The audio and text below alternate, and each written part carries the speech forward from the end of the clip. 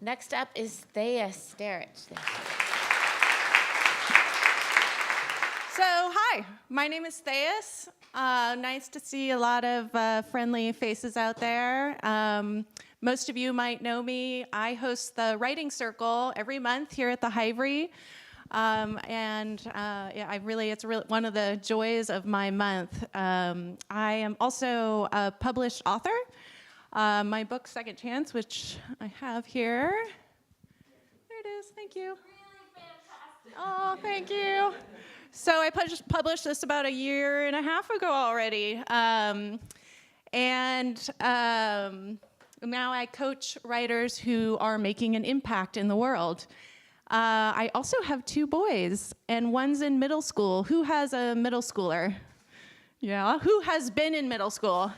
Yeah, okay, well, you probably think I'm gonna say something really bad right now because everybody thinks about middle school as bad, but I'm actually gonna say something great.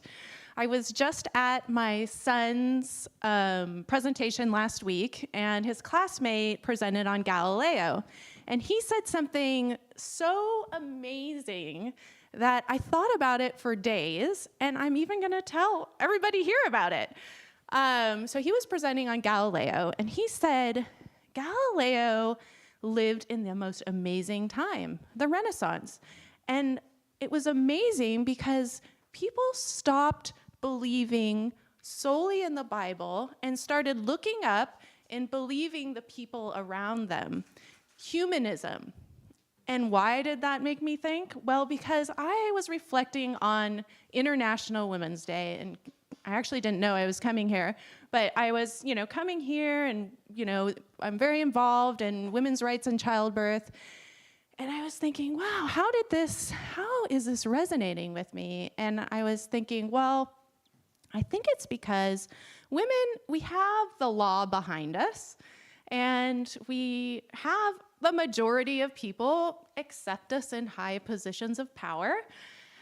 But we don't quite have the numbers yet. For instance, only 37% of the print bylines are written by women. Only 25%, women are only 25% of the writers writing the bylines for broadcast news.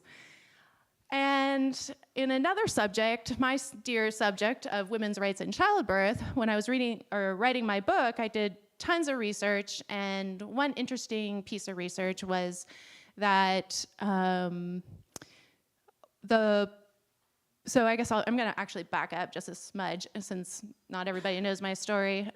So I wrote a story about childbirth, and I had not a very good experience, so I was researching, well, who's making these decisions? And I climbed my way all the way up, like there's a person writing these how you're supposed to give birth in hospitals down, and who is that person? And I arrived at the American College of Gynecologists and Obstetricians, and that is the top. They make all the recommendations that trickle down to the hospitals. And I said, okay, so who are these people? And I looked on the website and I counted, and they've been around for like 100 years, and there's been 67 presidents. And I was looking at the faces, and how many, so there was 50, so say there was like 50% women presidents, that would be about 33 women. If there was 20% women presidents, that would be about 13 people. And if there was 6% presidents, female presidents, that would be 4. Who thinks 50?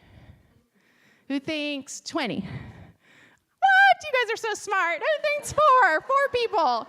Okay, so 63 men presidents, 4 women. And this is gynecology. So back to Galileo. He had a lot of conflict with the Pope. There was one pope that didn't let him publish anything, and then another pope came to power, and he got to publish a book. And And then, but then that same Pope imprisoned him in his home for life. And I was like, wow, that's really interesting. So there was like this tug and pull of information, like, wow, we really want to believe you, but no, we don't really want to. And so that got me thinking about, okay, so here we are, we have the rights, we have people generally know it's good for everybody if women have a seat at the table, but we don't have the numbers. So what I'm gonna shout out to all of you here is nobody's gonna pull that seat out for you. So I am encouraging you to be courageous and pull your own seat out and sit down at the table wherever decisions are being made. Because we don't do it for yourself, do it for all of us, because we need more diverse voices in our media and other places. And like Grace was saying at the beginning, even if it's in small ways, whatever you can do really helps. And if you can't do it right now because of various reasons, like small children, then support women who are, because it's hard work, and it will benefit all of us. So I'm going to end with a quote from one of my favorite organizations, the Opt-Ed Project. They support the nonprofit supporting diverse voices in the media.